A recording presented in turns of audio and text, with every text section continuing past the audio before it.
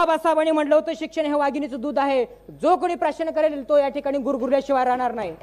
म्हणून या ठिकाणी सांगतो, ज्या महापुरुषांनी तुम्हा आम्हा सर्वांना या ठिकाणी शिक्षणाचा अधिकार दिला त्या महामानव डॉक्टर बाबासाहेब आंबेडकर या ठिकाणी अभिवादन करतो। यानंतर आहे जवळपास 20% पेक्षा जास्त अनुदान आपल्या शिक्षणासाठी मिळालं पाहिजे। विद्यार्थी हा राष्ट्रघटनेचा पाया आहे। जर या विद्यार्थ्यांना या ठिकाणी राष्ट्रघटनेच्या हितामध्ये आपण सपोर्ट न केलं, शिक्षणाच्या महत्त्वामध्ये आपण मदत न केली तर येणाऱ्या काळामध्ये आपल्या देशावर सर्वात मोठं संकट ओढवणं लक्षात ठेवा।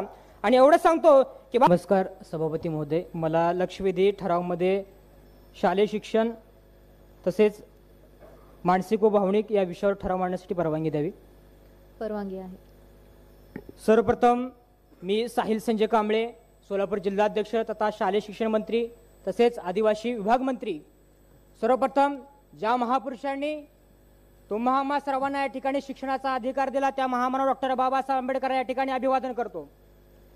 यानंतर त्या ठिकाणी महत्त्वाचा मुद्दा जो आहे, शालेय शिक्षण विभागामध्ये अनेक विद्यार्थ्यांनी प्रश्न मांडला की विद्यार्थ्यांचं शारीरिक मानसिक हे आरोग्य महत्त्वपूर्ण आहे, शालेय शिक्षणामध्ये त्याचा महत्त्वाचा वाटा आहे। त्यासाठी आपण वेळोवेळी या ठिकाणी उपाययोजना करणार आहोत।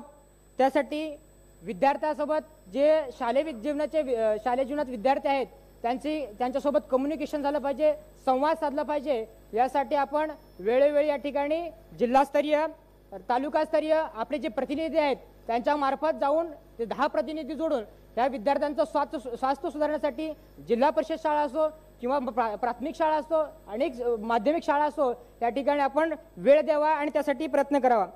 सर्वात महत्त्वपूर्ण दुसरा जो मुद्दा आहे की शालेय शिक्षण मंत्री म्हणून मानतो आपण आपल्या राज्यामध्ये KG to PG हा शिक्षणाचा मुद्दा सर्वांना मोफत आणि सक्तीचं शिक्षण या ठिकाणी आपण केलं पाहिजे। आपल्या बजेटमध्ये केंद्रीय बजेटमध्ये जवळपास 5% या ठिकाणी अनुदान आपल्या शिक्षणासाठी मिळतं, ही शोकांतिक आहे। जवळपास 20% पेक्षा जास्त अनुदान आपल्या शिक्षणासाठी मिळालं पाहिजे।